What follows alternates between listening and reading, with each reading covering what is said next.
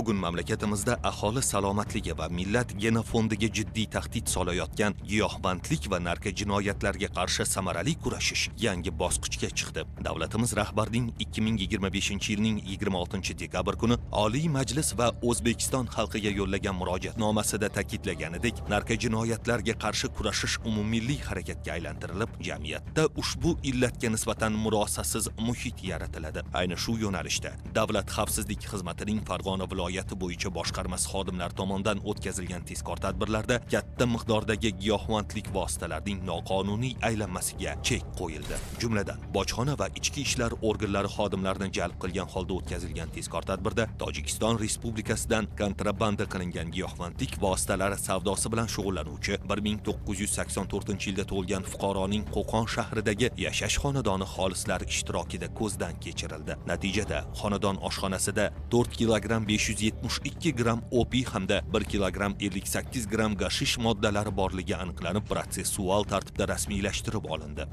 Yashash xonadoni opiy hamda gashgiyohli moddalar shoidani sifatida olinadi. Shuningdek, unga tojikistonlik narkosavdogarlar tomonidan WhatsApp messenjeri orqali yuborilgan geolokatsiya orqali Dang'ara tumani hududiga yashirilgan 9 kilogramm 980 gramm opiy moddasi olindi. Bundan tashqari, mazkur fuqaroga giyohvandlik vositalarini qayta ishlab, iste'molga tayyor holatga keltirish uchun yordam bergan Qo'qon shahrida istiqomat qiluvchi 1969-yilda tug'ilgan shaxs o'zining yashash xonadonida narkolaboratoriya tashkil qilganligi aniqlanib, undan ham 7 kilogramm 226 gramm opiy moddasi olindi. Boshqa holatda esa Transpostezda yoki o'zingizda qonun taqiqlangan narsa bilan bog'liq. Bu nima? Qonunda giyohvandlik moddasiga qancha miqdorda olish kerak? Qanaqa turga qo'yadi? Nima maqsadda olib keldingiz? Sotish maqsadida kimdan oldingiz? Tojikiston fuqarosi.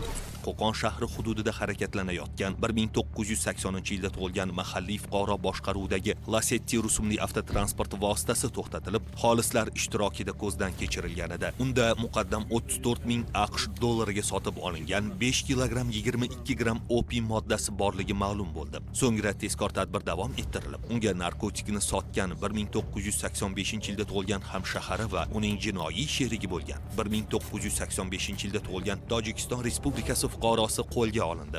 Shuningdek, tojikistonlik fuqaroning O'zbekiston tumanida joylashgan xonadonidan ham muqaddam Tojikiston Respublikasidan olib kelingan 2 kilogramm 362 gramm opiy moddasi rasmiylashtirib olindi.